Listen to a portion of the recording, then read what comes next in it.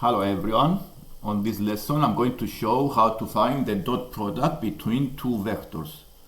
So here we have a vector A with magnitude 2 and a vector B with magnitude 4, and they make an angle of pi over 3 between them.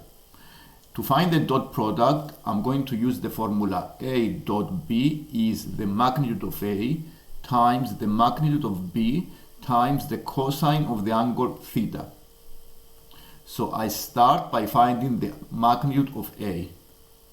The magnitude of A is 2, is already given in the exercise.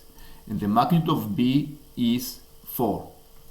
So the dot product between the A and B is 2 times the 4 times the cosine of pi over 3. So it is 8 times the cosine of pi over 3, and this is equal to 4. Thank you for watching.